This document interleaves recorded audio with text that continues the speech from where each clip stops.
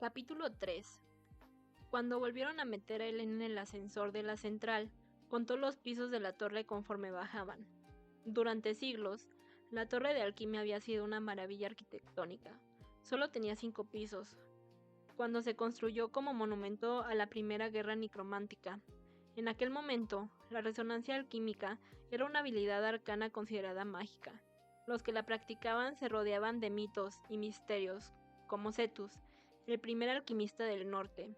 Los Holdfast y la Academia habían cambiado esa percepción.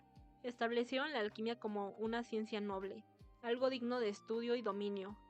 Cuando la Academia de Alquimia amenazó con superar en altura la torre, usaron sistemas de poleas forjados con alquimia para añadir pisos en la base.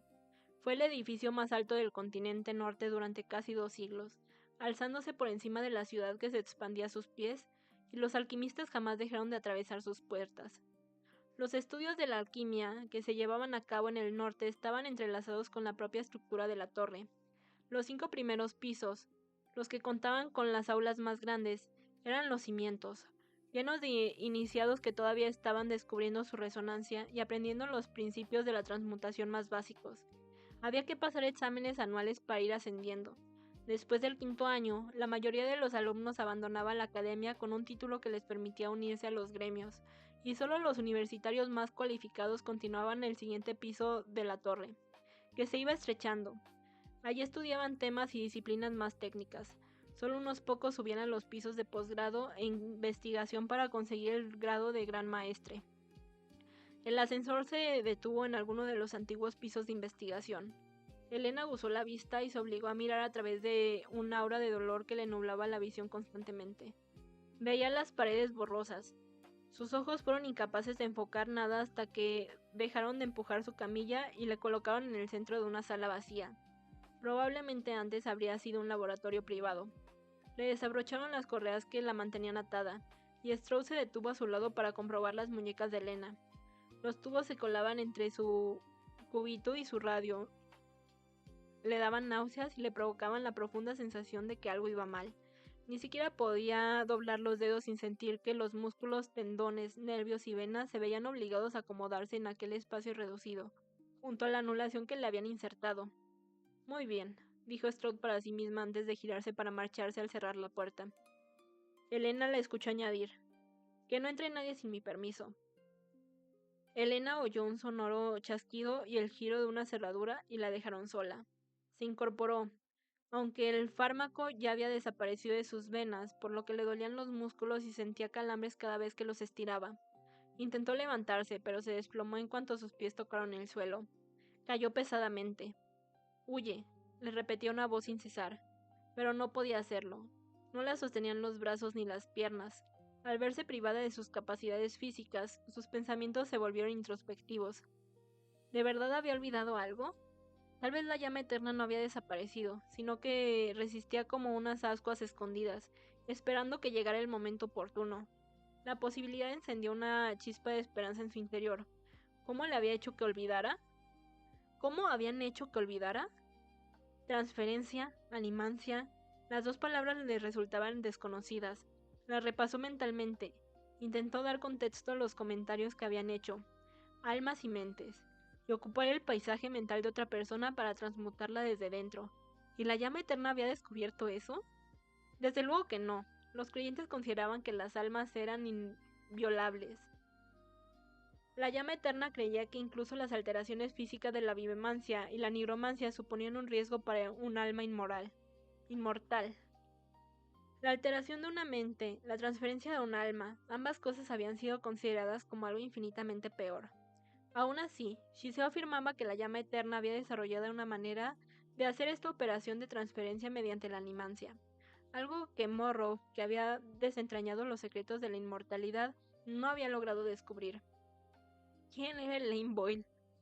A Elena no le sonaba el nombre y estaba segura de que nunca habían contratado a una sanadora que se ocupara exclusivamente de Luke, y mucho menos con una sanadora profesional o personal.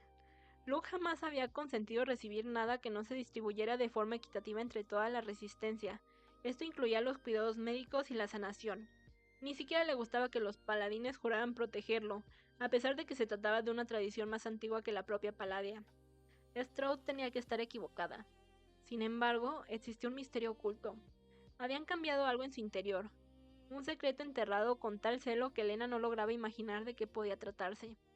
Sintió más calambres recorriéndole el cuerpo. Permaneció en el suelo, encogida como una araña muerta, pero sin dejar de pensar. ¿Qué habría hecho Luke si fuera el único que siguiera con vida? Si estuviese cautivo, ya tendría un plan. Habría persuadido a Grace para que enviara un mensaje de su parte, comenzando a coordinar una manera de escapar, y también a idear cómo rescatar a todos los que estaban en el reducto. Eso es lo que él haría, pero ahora le tocaba a Elena. No le fallaría. Esta vez no. Elena supuso que la transferencia empezaría de inmediato, pero en cambio pasaron lo que le parecieron días sin apenas moverse, mientras sus músculos se iban destensando poco a poco. Abstinencia, dijo Strode con una mirada cargada de condescendencia mientras le introducía a Elena una sonda de alimentación por la nariz y le administraba suero fisiológico en el brazo para mantenerla sedada. Da igual. Supongo que te enseñaron a disfrutar del sufrimiento. Después de todo, la vocación de una sanadora es el sacrificio, ¿no? Strode no escondía el desdén que sentía por Elena desde que descubrió que ambas eran vivemantes, pero en bandos opuestos de la guerra. Strode la consideraba una traidora. No me gustan esos espasmos, comentó después de examinarla. Frunció los labios cuando Elena dejó caer una taza al sentir un calambre en los dedos. No son causados por la anulación. ¿Sabes cuándo empezaron? Elena negó con la cabeza, y se encogió de dolor cuando notó el ardor frío que le provocó la resonancia de Strode al deslizarse por su muñeca izquierda, serpenteando entre los huesos mientras la retorcía y manipulaba durante varios minutos. Por el estado en el que está, diría que te has roto la muñeca unas cuantas veces. Hay una herida antigua en los nervios. ¿Te acuerdas de cuándo sucedió? Elena no recordaba haberse hecho nunca un daño grave en las manos. Unas manos diestras eran vitales para canalizar y controlar la resonancia. Tanto en el laboratorio de un alquimista como en la consulta de una sanadora, siempre había tenido mucho cuidado con ellas. No se menciona nada de tu expediente de alumna, así que debió de ser durante la guerra, pero tampoco hay registros de ello. Habían encontrado el expediente académico de Elena, y a Strode le gustaba usarlo para interrogarla sobre aspectos insignificantes de su vida. Elena sospechaba que lo hacía porque tenía permiso para castigarla si se negaba a responder. ¿Dónde pusieron a prueba por primera vez su resonancia alquímica? En la embajada paladina de su hogar, las islas sureñas de Etras. ¿Qué edad tenía cuando emigró a Palladia para estudiar en la Academia de Alquimia? 10 años. ¿Cuántos cursos terminó en la alquimia? ¿En la academia? 6. ¿Recordaba la muerte del principado Apolo Holfast? Sí, estaba en clase con Luke. ¿Cuándo se unió a la resistencia? Cuando los gremios destituyeron al gobierno legítimo y hubo una resistencia a la que unirse. A Strode no le gustó esa respuesta.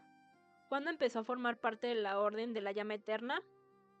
Elena no quiso responder, pero Strode tenía el libro con los miembros de la Orden, junto con los votos y el nombre de Elena escritos con su propia sangre. ¿Sabía el consejo de la Llama Eterna que eras una vivimante cuando te uniste? Elena negó con la cabeza. Strode se sentó y la fulminó con la mirada, a la espera de una respuesta verbal. Yo no sabía que lo era, dijo Elena al cabo de un tiempo. Y después, cuando todo el mundo lo supo, a Luke no le importó. Él pensaba que las habilidades de una persona no cambiaba quién eran, solo lo que hacía con ellas. ¡Qué magnánimo! La voz de Strode sonó gélida. Arrugó el documento que tenía en la mano. Qué pena que no dejaste el cargo. Todavía seguiría con vida. Seguiría viva mucha gente con talento. Su familia era la elegida, respondió Elena, aunque sabía que no tenía sentido discutir. Sí, por el sol, replicó Strode con mofa, y su tono adquirió cierta virulencia. Sé que no enseñaban astronomía moderna en la academia, pero ¿has estudiado alguna vez las teorías astrológicas más actuales, provenientes de las islas comerciantes? Al fin y al cabo habrás conocido todo tipo de ideas. ¿De verdad crees que el Sol, a miles de kilómetros de distancia, miró la Tierra y eligió un favorito? ¿Que una gota de luz solar le otorgó a Orión Holfast tal condición divina que todos sus descendientes merecían gobernar sobre Palladia como si fueran dioses? Elena apretó la mandíbula, pero Strode no paró de hablar. Según tu expediente académico se te consideraba inteligente. Seguro que no te tragaste todas las historias que te contaban sobre los Holfast. Mírame a los ojos y dime, ¿de verdad crees que los Holfast tendrían derecho a gobernar? Strode clavó los dedos bajo la barbilla de Elena para obligarla a alzar la vista. Esta fijó sus ojos en el rostro de Strode, sintiendo la amenaza de su resonancia. Mejor ellos que gente como tú. Strode quitó la mano y su resonancia se esfumó. Acto seguido, le dio una bofetada a Elena, que le cruzó la cara con tanta fuerza que se golpeó la cabeza contra la pared. Si te hubieras unido a nuestra causa, podrías haber sido excepcional. Strode respiraba con dificultad mientras se inclinaba sobre Elena. Habría sido alguien. Pero ahora no eres nada. Desperdiciaste tu talento en el bando equivocado y nadie te recordará. Eres ceniza, como todos los demás, y una traidora a los vivemantes. Cuando estuvo sola, Elena se llevó la mano al hinchazón de la cara y sintió que le palpitaba la cabeza. La resistencia había considerado la guerra como un acto sagrado, una batalla divina entre el bien y el mal, una prueba de la fe, pero los motivos de Elena habían sido una cuestión personal. Luke no necesitaba ser divino para que ella quisiera salvarlo. Aunque hubiese sido absolutamente ordinario, ella habría tomado las mismas decisiones. ¿Podría haber hecho algo que hubiera cambiado las cosas? Cuando llegó a Palladia, pensó que aquello era el paraíso. Etras no tenía mucho metal como recurso natural. La resonancia era poco habitual. Había algunos gremios de alquimistas, pero ninguno ofrecía una formación reglada. Al llegar a Palladia, se sintió como si por fin estuviese en su hogar, como si hubiera encontrado el sitio en el que siempre debió estar. Fue vagamente consciente de que existía una jerarquía entre los alquimistas, que dividía incluso el cuerpo estudiantil, separando a las familias devotas y llegadas de los colfas de los gremios, pero no conocía lo suficiente de la política de la ciudad-estado como para entender su complejidad. Lo único que sabía era que había algunos alumnos que no le dirigían la palabra, que se reían cuando hacía preguntas y se burlaban de su acento y de cómo gesticulaba con las manos cuando hablaba. Más tarde descubrió que se trataba de los alumnos del gremio y que debía tratarlos con recelo. Fue Luke quien le explicó que los alumnos del gremio pensaban que la matrícula de Elena debería de haberse adjudicado a los gremios, aunque Luke le aseguró que estaban equivocados. La academia de su familia no se había fundado para los gremios, sino para gente como ella, para los que no tenían la oportunidad de estudiar alquimia por su cuenta. Los alumnos del gremio no tenían ni por qué asistir, ya tenían asegurados sus puestos y su futuro. Para ellos, obtener una plaza en la academia era cuestión de estatus, y cuando conseguían el certificado se marchaban. Pero Elena era especial, sería de las que se quedaban cuando terminara el 5º año, de las que estudiarían algo más que los principios básicos de la alquimia. Ascendería a los pisos superiores, haría descubrimientos y se dedicaría a asuntos que cambiarían el mundo. Siempre recordarían su nombre. ¿Por qué quería la familia de Luke a otro alumno del gremio en su academia cuando podían tener a alguien como ella? Luke siempre tuvo la habilidad de hacer sentir especial a Elena, en vez de señalarlo fuera del lugar que estaba allí. A su vez, ella siempre quiso demostrarle que tenía razón, que había algo por lo que merecía la pena creer en ella. Su familia no cometería un error apoyándola. Elena se centró en sus estudios e ignoró la hostilidad política que la rodeaba. En ocasiones, Luke le mencionaba que los gremios creían que su familia estaba conteniendo el avance científico de la alquimia y poniendo trabas a la industrialización, y entonces señalaba las fábricas que había bajo la presa, que inundaban el cielo de nubes de humo negro. Decían que habían acusado a su padre por permitir que el país se quedara atrasado por culpa de la negligencia de su gobierno, o que los gremios proponían limitar el poder del principado a las cuestiones religiosas, mientras que ellos debían encargarse de gestionar el país. Parecía que nada de lo que hiciera el principado Apolo era suficiente para los gremios. Siempre estaban quejándose y exigiendo más. Cuando asesinaron al principado Apolo, los gremios no lo consideraron una tragedia, sino una oportunidad. Aprovecharon que Luke solo tenía 16 años para usarlo como pretexto y declarar una reforma. Palladia ya no sería gobernada por las élites religiosas y un grupo de guerreros. La ciudad-estado pasaría a estar bajo el control del recién formado Consejo de Gremios. A la Orden de la Llama Eterna no le habría costado demasiado contener la sublevación de los gremios si no hubiese sido por Morrough. Apareció de la nada en plena revuelta y empezó a ofrecer la inmortalidad. No se refería a una vida eterna de descomposición, sino a una inmune a la edad y a las heridas, descubierta gracias a la ciencia, no al poder divino. Los gremios aprovecharon la oportunidad, y así comenzaron a aparecer los inmarcesibles. Al principio solamente se elegía unos pocos electos, que no solo eran inmortales, sino también expertos en los aspectos más avanzados de la alquimia. De repente, el poder y la vida eterna estaban al alcance de cualquiera que demostrara su lealtad a Morrough. Los aspirantes acudieron en masa a unirse y aliarse con sus gremios. La concepción de la nueva Palladia que prometía el Consejo de Gremios se extendió entre los habitantes como una enfermedad. Cuando la Llama Eterna intentó restaurar el orden, los inmarcesibles revelaron una nueva habilidad, la nigromancia, y a una escala nunca vista. En vez de reclutar sin criterio entre los aspirantes, esperaban que los soldados de la llama eterna fueran atacados y fallecieran para luego reanimarlos y hacerlos luchar contra sus propios compañeros. Así crearon un ejército de muertos vivientes al servicio de la llama eterna. Luke, recién coronado como principado, estaba convencido de que los ciudadanos de Palladia entrarían en razón cuando comprendieran estupefactos que se estaban aliando con nigromantes. Durante siglos, la nigromancia se había considerado un crimen moral en todo el continente. Ni siquiera los gremios se atreverían a ir tan lejos. Se equivocó. Si eras sanadora, ¿por qué apenas te mencionan en los archivos del hospital? Strode regresó furiosa, con un montón de papeles en la mano. El nombre de Elena casi no aparecía en ninguno de ellos. Strode solo había conseguido encontrar su firma en el inventario de suministros médicos, una solicitud por un cuchillo básico de alquimia y unas pocas peticiones de ciertos compuestos a los departamentos de química y metalurgia. Lo único interesante era una lista preliminar de bajas en la que Elena figuraba entre los presuntos fallecidos. A pesar de todo, según esos archivos militares que abarcaban años, Elena apenas había existido. Strode parecía tomarlo como un agravio personal. ¿Y bien? La sanación es un milagro, no es algo para lo que haga falta firmar, respondió Elena recitando lo que le habían enseñado hacía tanto tiempo. Usamos símbolos en los expedientes médicos para indicar que se ha intervenido. ¿Te refieres a...? Strode deslizó los documentos hasta llegar a uno que giró hacia Elena. En la esquina apareció una media luna con un tajo en medio. ¿Esto? Elena apenas asintió. Strode se quedó mirándolo. Entonces, ¿cómo demonios se controlan los procedimientos? La presión se extendió desde el pecho hasta la garganta de Elena, oprimiéndola. La sanación no es un procedimiento. El Falcón Matías, consejero espiritual del Consejo de la Llama Eterna y superior directo de Elena, siempre fue estricto a la hora de exigir que la vivemancia no se documentara de ninguna forma que pudiera glorificarla. Según él, la vivemancia solo se purificaba mediante el altruismo. Aunque las sanadoras eran una figura relativamente común en las zonas remotas de Palladia, la vivemancia resultaba tan poco habitual que existían numerosas teorías sobre las capacidades de los vivemantes. Si podían hechizar a los vivos, tal y como hacían los nigromantes con los muertos, por ejemplo, o realizar transmutaciones prohibidas sobre la carne viviente. Elena solía pensar que esta percepción de los vivemantes era irracional y severa, pero tras conocer a Strode empezaba a entenderla. Strode no hechizaba, pero era experta en paralizar y manipular a Elena mediante transmutaciones al menor descuido. Y, si Elena se retorcía demasiado, Strode le soldaba los huesos para que se mantuviera quieta. Parecía disfrutar el hecho de que técnicamente no la estaba torturando. A veces dejaba a Elena así, inmovilizada, durante horas. Fue un alivio cuando finalmente Strode pareció perder el interés y anunció que ya no tenía tiempo para ocuparse de Elena.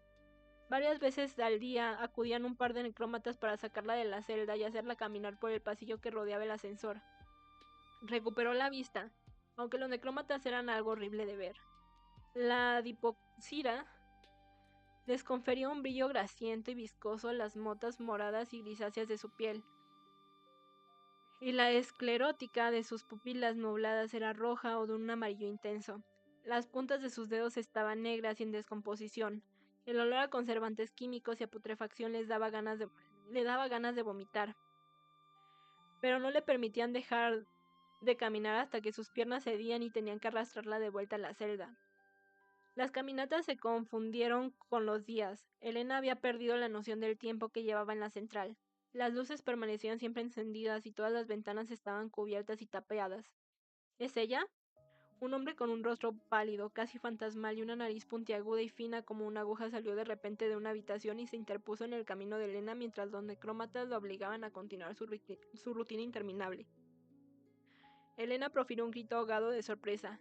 Frente a ella, vestido con ropas de bordados intrincados y joyas, estaba Jan Crowther, uno de los 5 miembros del Consejo de la Llama Eterna. Crowther. Él estiró una mano cargada de anillos, la agarró por el hombro y la trajo hacia sí para echarle un vistazo. ¿Lo conocías?, preguntó. Le estaba clavando los dedos y los anillos en la piel. Elena intentó librarse, pero los necrómatas la sujetaron cuando Crowther se inclinó cada vez más. Inhaló profundamente y sacó la lengua ancha y morada como si quisiera lamerla. Elena se encogió, pero Crowther estaba tan cerca que pudo distinguir cada detalle. Sus escleróticas mostraban un leve tono amarillo, y por los ojos ligeramente nublados surcaban unas venas oscuras. Tenía la piel cubierta de talco y desprendía un olor intenso a lavanda. Era Crowther. Uno de los inmarcesibles estaba usando su cadáver.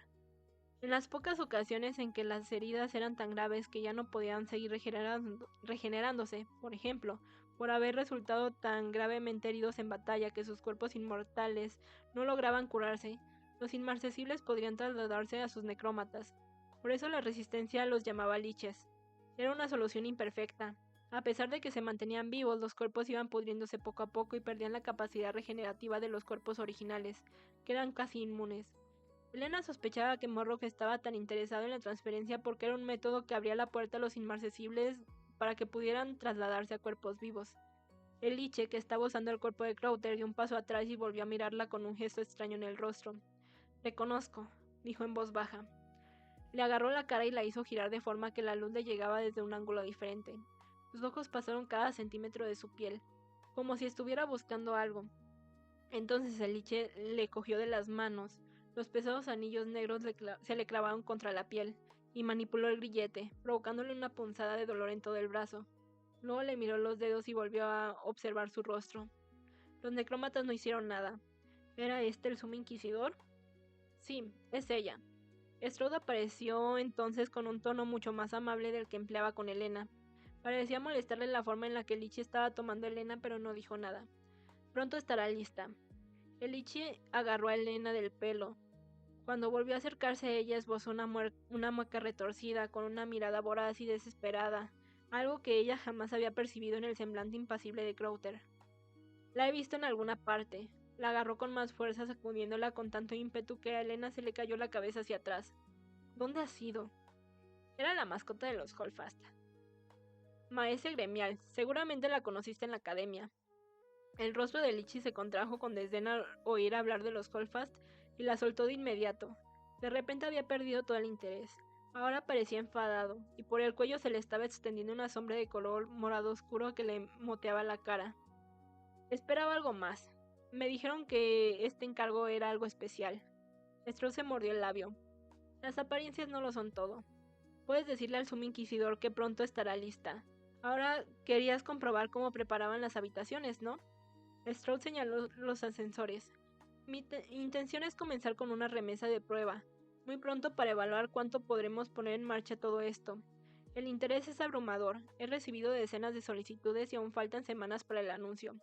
A Strauss se le escapó una risa nerviosa, pero contuvo y se aclaró la garganta mientras presionaba la mano contra el panel del ascensor. Ha sido difícil determinar las combinaciones más prometedoras. He sacado lo máximo posible de los historiales médicos. También me han sido útiles los archivos gremiales, que estaban muy adelantados a su tiempo. Pero tú eres el único que ha producido exactamente lo que esperamos replicar aquí, así que estoy deseando escuchar tu aportación. La expresión de Lichi se volvió impasible, a pesar del halago. Cuando llegó el ascensor, Strode y él se marcharon sin decir palabra. Los necrómatas le empujaron para que siguiera caminando. Elena exhaló lentamente. No era el sumo inquisidor entonces. Era un alivio que el primer cadáver reanimado que había reconocido fuera el de Crowther, uno de los miembros más indiferentes del consejo, y no alguien que conociera de verdad. Alzó la vista y se encogió al ver el único cuadro que había en el pasillo. Antes, la torre estaba muy decorada y llena de obras artísticas, con cuadros de importantes alquimistas que habían estudiado o impartido clase en la academia. Ahora solo quedaba uno que mostraba un hombre de piel cetrina y aspecto taciturno, con la frente ancha y la barbilla gruesa. La placa que había debajo lo identificaba: Artemon Bennett, junto a dos fechas que abarcaban más de 80 años. Elena recordó con claridad que le atravesaba con una claridad que le atravesaba las entrañas los informes relacionados con ese nombre. Cuando los inmarcesibles se hicieron fuertes en la ciudad, convocaron a todos los vivemantes y los nigromantes ocultos para que se unieran a su causa. También construyeron laboratorios donde estos aliados pudieran explorar sus poderes y liberarse de la opresión de la fe. Y cuando los combatientes de la resistencia no solo morían, sino que eran reanimados como necrómatas, los enviaban a esos laboratorios para estudiarlos. Artemon Bennett era el director de los departamentos de ciencia e investigación de Nueva Paladia. Según decían, tenía un interés particular en los experimentos con alquimistas. Lo único interesante del cuadro era saber que Bennett había muerto. La caminata estaba llegando a su fin. Elena seguía respirando profundamente, un hábito que había adaptado en el tanque de suspensión, donde el oxígeno era limitado, y que había empeorado por el hedor en los necrómatas. Sentía que empezaba a marearse, que la vista se le nublaba, sus piernas comenzaron a flaquear. Los necrómatas la sujetaron para que no se detuviera. Elena casi arrastraba los pies por el suelo al caminar. Un grito ahogado la puso alerta. ¿Marino? Una chica morena en una silla de ruedas pasaba a su lado. Estaba demacrada, casi encogida sobre sí misma, pero se incorporó y se inclinó hacia adelante para mirarla fijamente. Tenía cicatrices similares a las de Grace y una manta cubriéndole el regazo. También llevaba los mismos grilletes que Elena alrededor de la muñeca. La estaban empujando por el pasillo en dirección al quirófano que Elena había visto abierto unos minutos antes. Elena tropezó y trató de recuperar el equilibrio. ¿Penny? Penny tenía un año más que ella. Había sido una de las pocas chicas de la academia que había decidido estudiar un posgrado en alquimia. Fue también una de las primeras en alistarse a la resistencia, decidida a ir al frente y luchar. El camillero que empujaba a Penny apretó el paso y giró la silla para evitar que conversaran. Elena y Penny estiraron el cuello para seguir mirándose mientras la separaban. Penny, ¿qué van a...? Elena no alcanzó a terminar la pregunta porque la empujaron hacia su habitación. Penny se inclinó sobre el brazo de la silla y la miró hacia atrás con una expresión de congoja. Tenías razón, lo siento mucho. Deberíamos haberte escuchado. No hubo tiempo de preguntar a qué se refería. El camillero aligeró el paso y Penny desapareció. Te voy a entregar hoy, dijo Strode al entrar absorta en un montón de papeles que estaba revisando. Cada vez que Elena la veía estaba más distraída. Prepárate. ¿Me voy? Strode alzó la vista y le dedicó una sonrisa a medio camino entre la irritación y los nervios. Sí, la central tiene otros asuntos entre manos. El sumo inquisidor te está esperando. Vamos ahora. Elena no tenía nada que preparar. La metieron en el ascensor con algo de ropa y un par de zapatillas de lana que le quedaban demasiado grandes. El ascensor descendió hasta el 5.º piso, donde la torre de alquimia conectaba con el resto de edificios de la academia a través de puentes colgantes. En una ciudad tan vertical como Palladia solían unirse los puentes colgantes para unir edificios. Algunos no eran más que pasajes estrechos, mientras que otros tenían el tamaño suficiente como para albergar plazas y jardines de muchos pisos por encima del nivel de las calles. Conforme la ciudad fue creciendo, las partes más bajas quedaron sumidas en la sombra, convertidas en zonas cavernosas, húmedas y oscuras, plagadas de enfermedades. Elena distinguió los jardines más abajo, un terreno de césped dividido por caminos geométricos que conectaban los dormitorios con la torre y el pabellón científico. Unos escalones de mármol blanco desembocaban en las amplias puertas de la torre. Al verlo, su memoria supuso al instante la imagen de sangre y vísceras y cadáveres que los había cubierto la última vez que los contempló. Apartó rápidamente la mirada. Tenía que centrarse en el presente. Obligaron a Elena a meterse en el asiento trasero de un coche y un necrómata la empujó hacia el centro para sentarse a su lado. El olor a putrefacción se extendió rápidamente por el espacio cerrado. Le dieron arcadas y se llevó una mano a la nariz y a la boca para taparlas e intentar no vomitar. Strode se colocó al otro lado. Al parecer, era inmune al hedor porque no dejaba de hojear un montón de papeles que llevaba encima en todo momento. El coche atravesó un largo túnel. Las luces ambarinas de las farolas eléctricas se deslizaron por el regazo de Elena hasta dar paso a un gris verdoso cuando el coche salió del nivel subterráneo. Elena se inclinó un poco para ver el cielo. Estaba oscuro y nublado, de un gris que parecía privar de color al mundo. Al observar la ciudad, se sorprendió de las cicatrices tan visibles que había dejado la guerra. Enormes huecos donde antes se alzaban rascacielos, edificios quemados o en ruinas. No parecía haber comenzado la reconstrucción. La carretera era lo único que parecía nuevo. Cuando el vehículo cruzó de la isla este a la isla oeste, dejaron atrás casi todas las secuelas visibles de la guerra. Palladia se había fundado sobre el delta de un río que descendía a los pies de las montañas Nobis. La isla original contaba con una meseta alta en el norte que se extendía hacia el sur.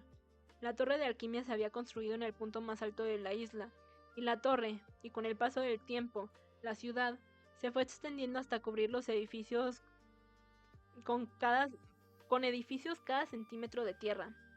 En la isla de Palladia, más tarde conocida como la Isla del Este, se concentraban la industria, el comercio, el gobierno, las catedrales periliales y la Academia de la Alquimia.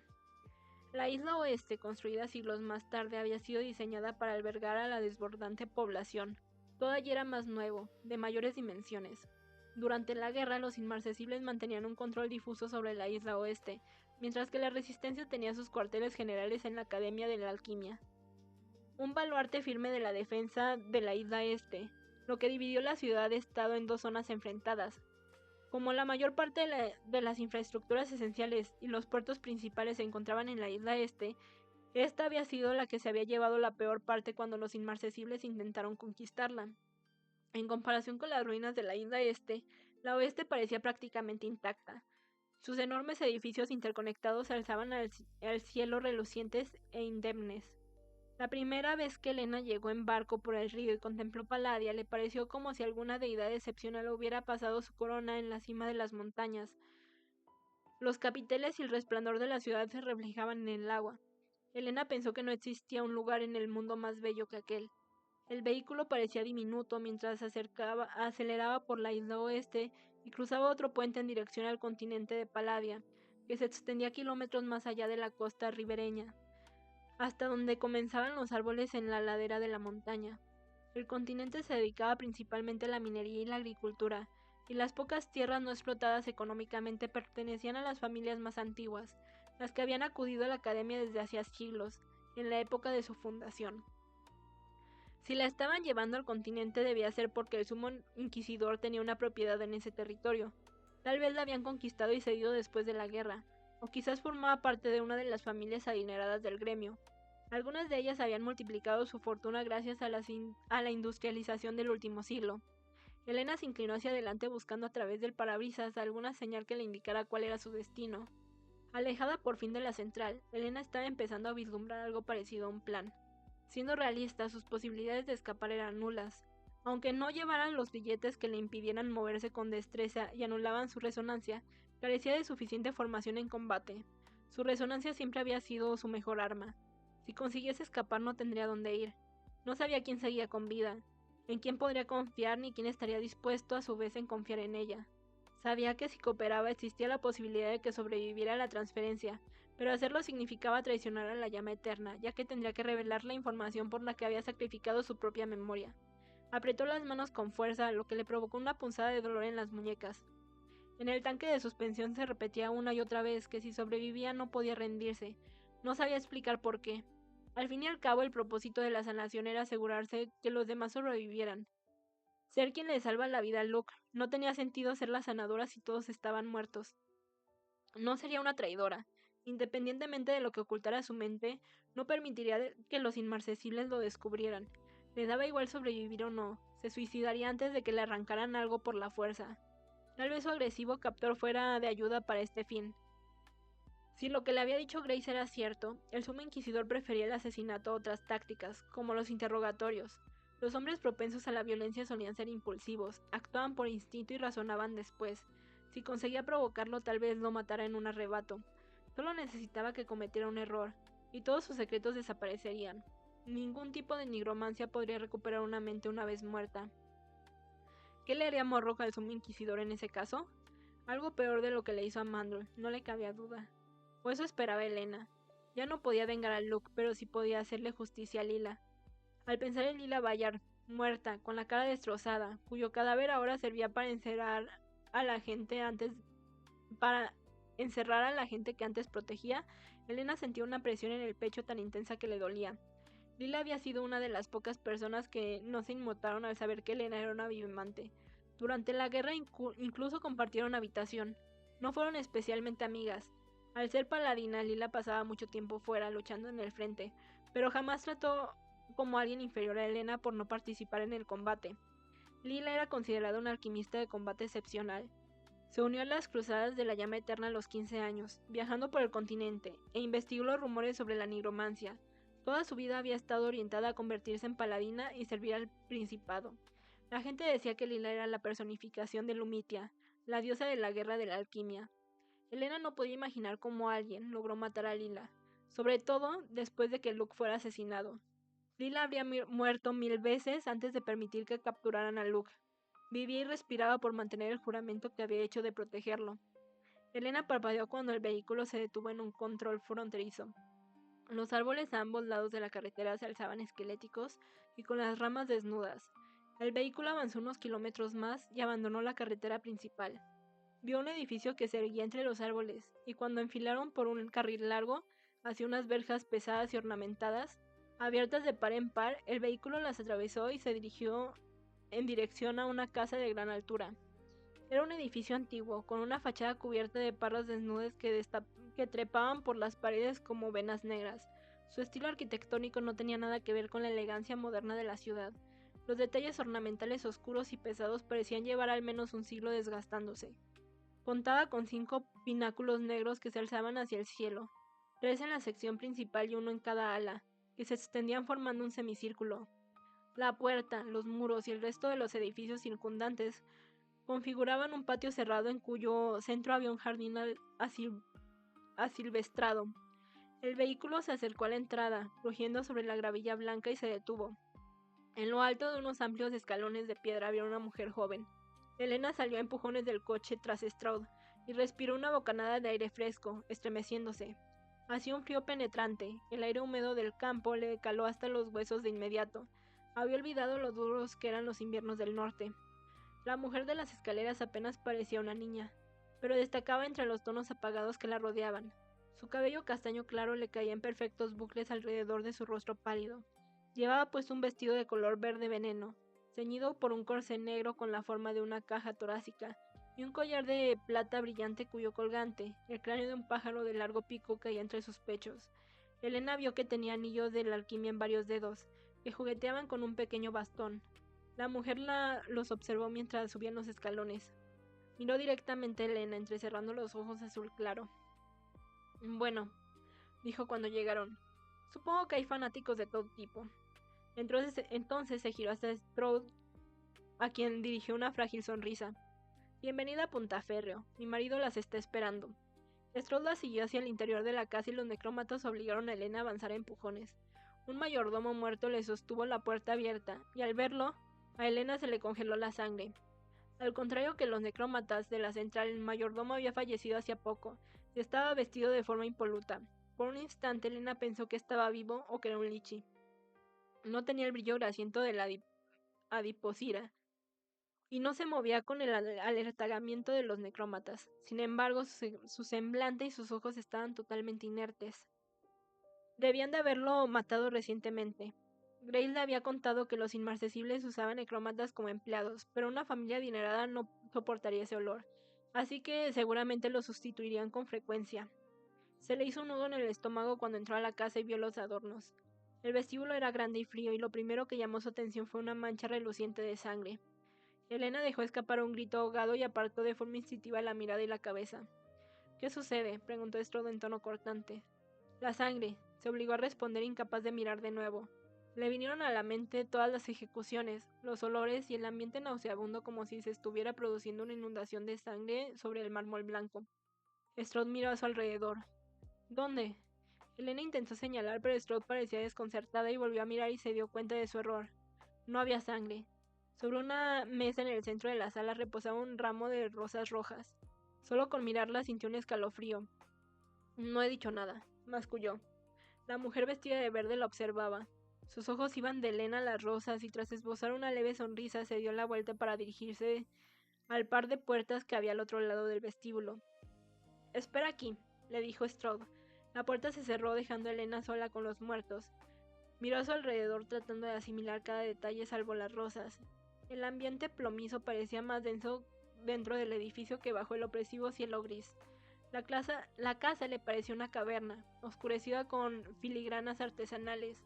A la derecha, una escalera enorme y ornamentada desembocaba en distintos rellanos con vistas al vestíbulo. Los pasillos oscuros se internaban en la vivienda, apenas iluminados por unos apliques de tenue luz eléctrica que emitían un zumbido y no mantenían a raya las sombras.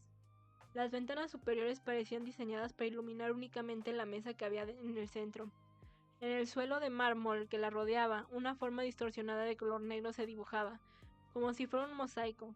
Desde donde estaba, Elena no distinguía qué era. La casa le parecía sucia. No se veía polvo, pero Elena no podía quitarse la sensación de abandono.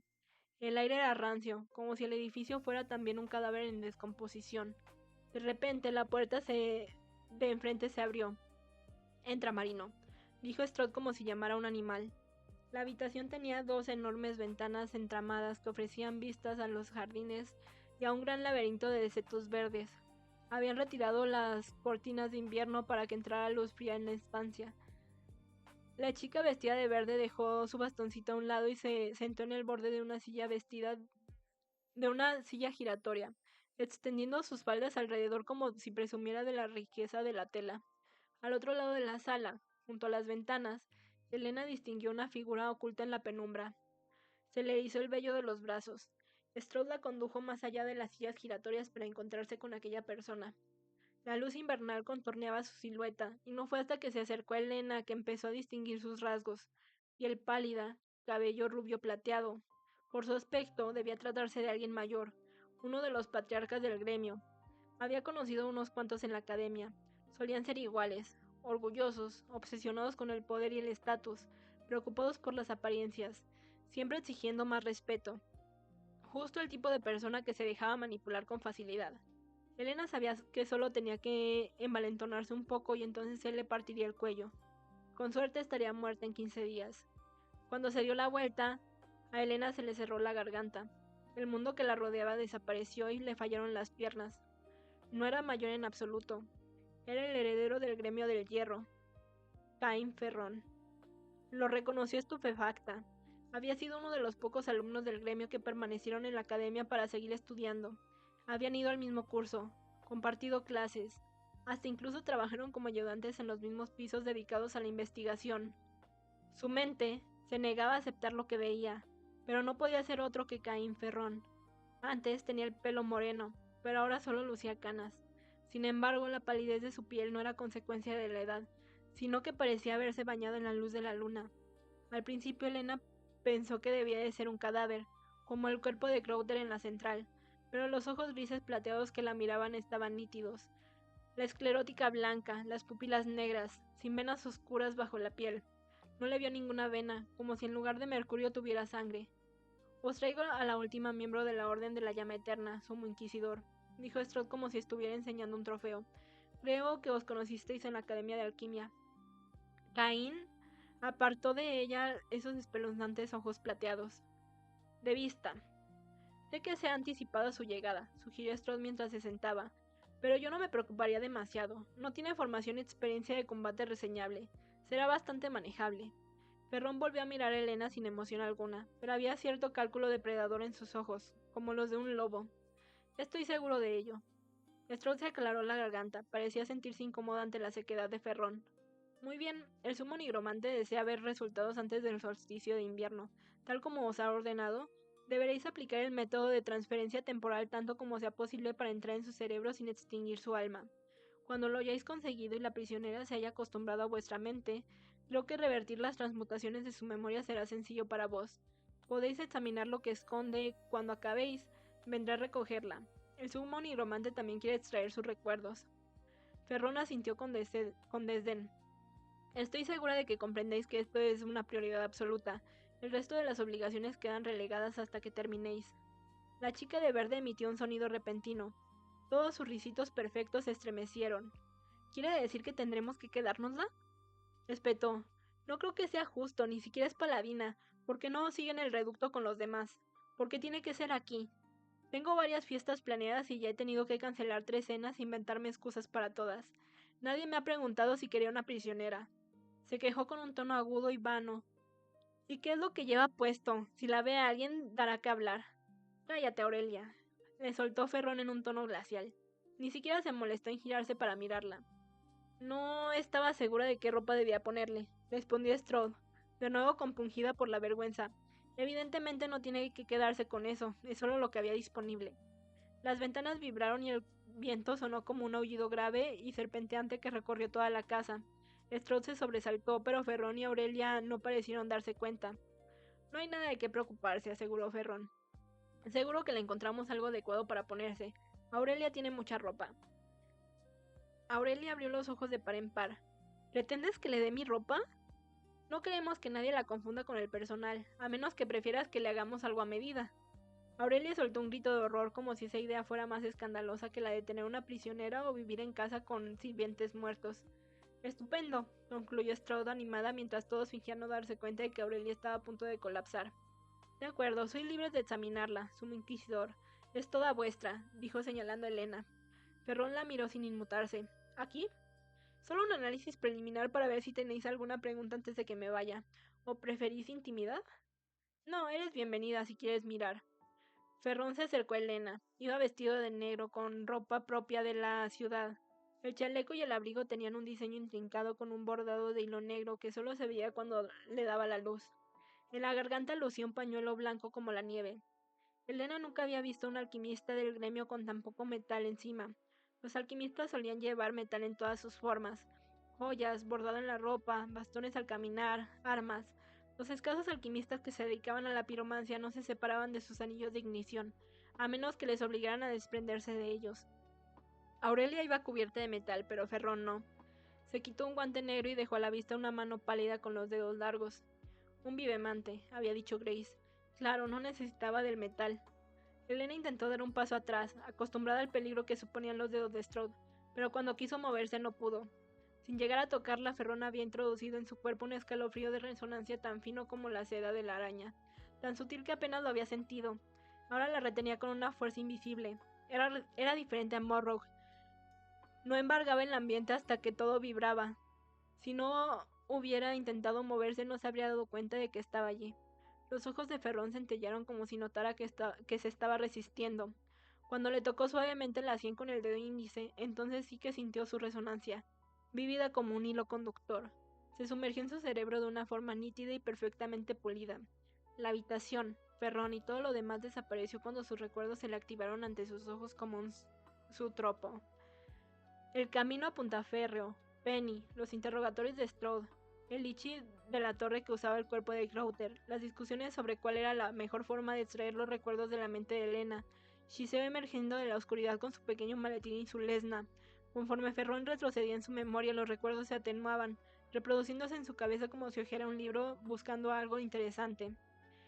Retrocedió hasta que el tanque de suspensión y la nada se extendió cada vez más. Luego siguió hacia atrás, hasta la torre, la sangre y los años en el hospital.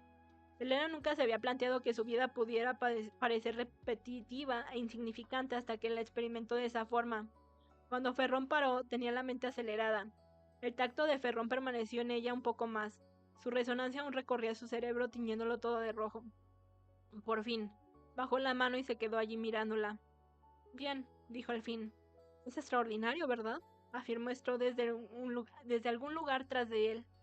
Bastante, coincidió Ferrón con una mirada dura como el cristal. Arqueó las cejas sin apartar la mirada de Elena. La guerra ha terminado. ¿Qué crees que estás protegiendo tu cerebro? La miró a los ojos sin pestañear. A Luke, estaba protegiendo a Luke.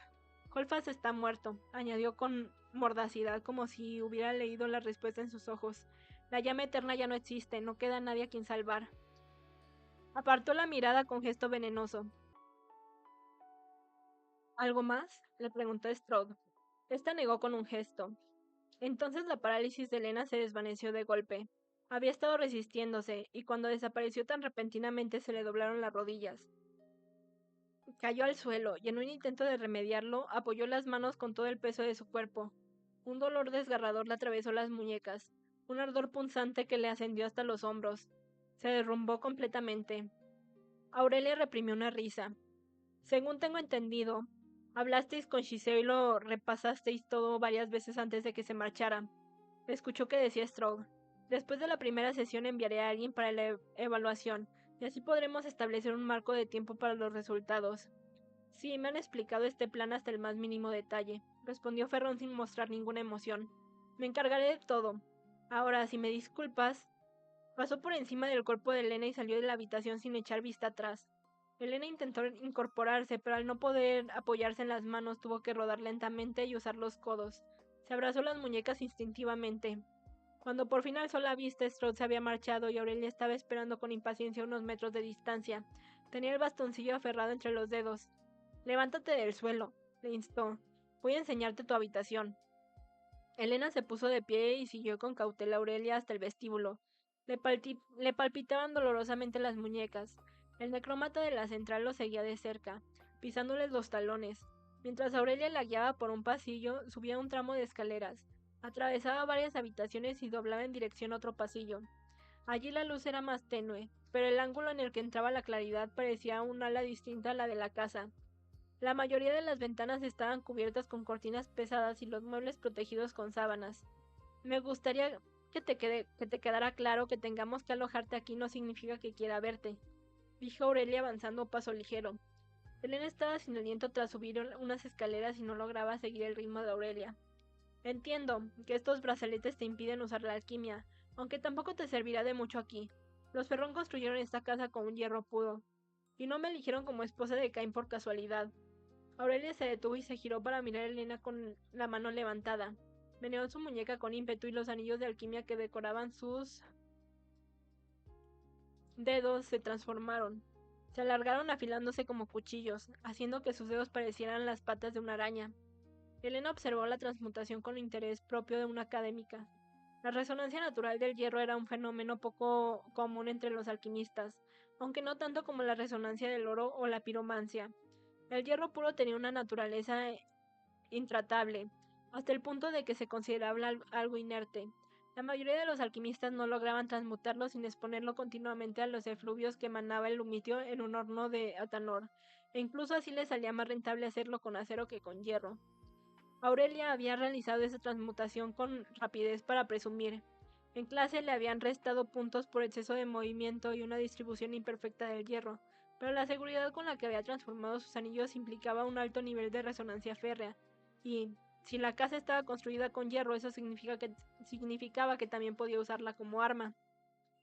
Elena bajó la vista y se percató del hierro forjado que recorría los suelos y decoraba las paredes. No usamos esta ala, comentó Aurelia mientras seguía avanzando por el pasillo. Sus anillos se habían convertido de nuevo en delicadas bandas alrededor de los dedos.